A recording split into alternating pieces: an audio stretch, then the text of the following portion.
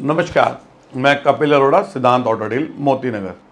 साथियों, आज ये वीडियो बनाने का एक मकसद ये है कि आपके आगे सच्चाई को रूबरू करना। क्या होता है कि कुछ गोरख धंधा चल रहा है, उस गोरख धंधे की वजह से आप लोग बेचारे जो कमर्शियल गाड़ी लेने आते हैं वो एक मेहनत करते हैं, वो एक कहीं नौकरी कर रहा होगा या कहीं खेती कर रहा होगा, वो थोड़ा 10-20-50 हज़ार रुपये बेचारा जोड़ता है और एक 4-5 लाख रुपए की गाड़ी लेता है और किस्तों भुगतता है उसकी। तो आप गाड़ी लेते वक्त कुछ चंद चीज़ों का ध्यान जरूर रखें। क्या होता है, आप लोगों का ध्यान क्या होता है कि इस गाड़ी के साथ फ्री में क्या मिल रहा है, फ्री का लालच मिलता है कि इसके साथ फ्री क्या मिल रहा है। ये गाड़ी एक दुकान पे 4 लाख की है, वो 4 लाख से नीचे ही दे रहा, और एक दुकानदार वही गाड़ी 3.5 लाख की दे रहा है। ऐसा क्या ऐसी चीज़ है कि वो 3.5 लाख की दे रहा और 4 से नीचे ही दे रहा?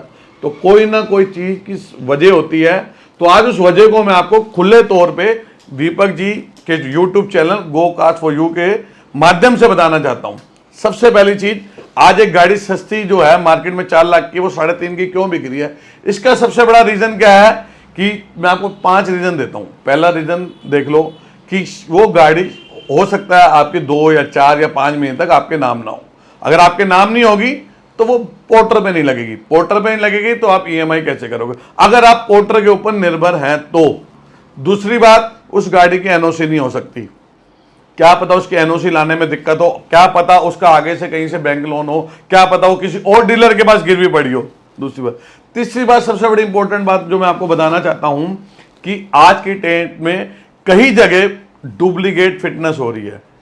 डुप्लीकेट का मतलब नकली फिटनेस। नकली फिटनेस क्या होती है, इसको मैं आज खुले तौर पे बताना चाहता हूं। क्या होता है कि बाजार में एक गाड़ी आपके पास आई, पुरानी गाड़ी ली, चाहे मैं करूं बैंक से ली, चाहे किसी पार्टी से ली, उसकी 2 साल 3 साल की फिटनेस टूटी हुई है, 4 साल की टूटी हुई है सर, तो उस फिटनेस में पेनल्टी होगी। दिल्ली सरकार उस पर पेनल्टी लगाती है, एमसीडी का टैक्स लगता है, कुछ भी लगा लो, उसमें पेनल्टी होती है। तो कई मुनाफाखोर लोग जो अपने मुनाफे के चक्कर में एक गरीब आदमी के साथ गलत कर रहे हैं और उसको सस्ती गाड़ी बेच रहे हो, गरीब आदमी उस सस्ती के चक्कर में फंस रहा है, उससे ये नहीं पता कि उसके साथ कितना बड़ा धोखा हो रहा है।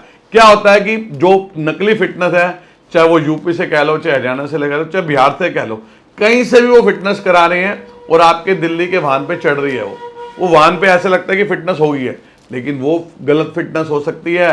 वो फिटनेस हुई है जाली फिटनेस। वो फिटनेस क्या होती है? वो फिटनेस सरकार ने अलाउड करी हुई है नेशनल परमिट के ऊपर।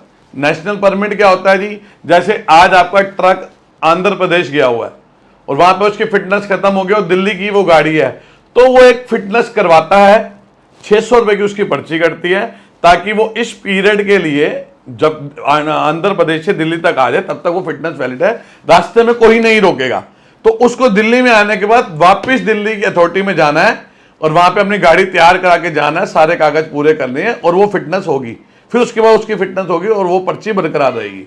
लेकिन यहाँ क्या हो रहा है कि 2 नंबर की फिटनेस करा दी, दिल्ली में उसे पेश नहीं किया, गाड़ी अथॉरिटी गई नहीं, सरकार के साथ वो चोरी कर रहे हैं। सरकार की टैक्स की चोरी, सरकार की पेनल्टी की चोरी हो रही है और उनके पैसे बच रहे हैं। अब उनको 40-50 हज़ार रुपये जो पेनल्टी वो बननी नहीं पड़ेगी, उनका 10-12 हज़ार रुपये दलालों के थ्रू काम हो रहा है तो वो अपना मजे ले रहे हैं। वो आपको गाड़ी सस्ती इसलिए बेच रहे हैं क्योंकि उन्होंने सरकार को पैसे नहीं दिया। अब उसका खमियाजा आपको क्या भुगतना है? कल को 2 साल बाद आप फिटनेस दोबारा कराने जाओगे, आपने तो गाड़ी का 3 या 4 साल का लोन लिया होता है। ऐसा तो है नहीं कि आप 1 साल का ले, तो बहुत ही कम लोग होते हैं जो 1 साल या 2 साल का लोन लेते हैं। 3 साल 4 साल 5 साल का लोन होता है। तो जब आप 2 साल बाद फिटनेस कराने जाओगे तब आपके पास वो पिछले 2 साल की फिटनेस की पेनल्टी, उसके बाद जो उन्होंने पीछे जो फिटनेस तोड़ी हुई थी उसकी पेनल्टी, वो सारी पेनल्टियां इकट्ठे होकर आपके पास आ जाएगी। तब आप क्या करोगे? तब आप एक 10-20 हज़ार सस्ती गाड़ी का रोना रहोगे या क्या करोगे? तब आपके पास कुछ नहीं होगा। आपको सरकार के पूरे पैसे भरने पड़ेंगे विद पेनल्टी, विद इंटरेस्ट। तो भाइयों, सावधान हो जाओ, डीलर चुन के देखो, डीलर सोच समझ के देखो, कोई गलत काम ना हो, कोई गलत चीज ना हो। ऐसा ना हो 10-20 के लालच के नंबर में 2-4 लाख रुपए का आपका नुकसान हो जाए। मेरे भाइयों, ये मेरी अपील है, ये मेरा निवेदन है और ये मेरी दीपक जी की एक रिक्वेस्ट है कि आप इतनी मेहनत कर रहे हो, आपके इतने अच्छे कस्टमर हैं, तो उनके साथ कोई धोखाधड़ी ना हो। तो कृपया इस चीज का ध्यान रखें कि धोखाधड़ी नहीं होनी चाहिए। तो एक तो ये मेरी ये बहुत इंपॉर्टेंट बात है, इसको आपने आगे बढ़ाना है। ये आप आगे बढ़ाओगे तभी काम चलेगा, नहीं तो मैं मानता हूं कि आने वाले समय में बहुत लोग परेशान होंगे। मैं ये नहीं कहता सारे डीलर कर रहे हैं, कुछ डीलर कर रहे हैं, ये कुछ डीलर कर रहे हैं, इसमें कोई शक नहीं है। जो कर रहे हैं उनको देखिए, उनको रेक्टिफाई कीजिए और चीज़ों से सावधान रहिए। तो धन्यवाद मेरा आपको कि आपने मुझे समय दिया रील बनाने के लिए। धन्यवाद।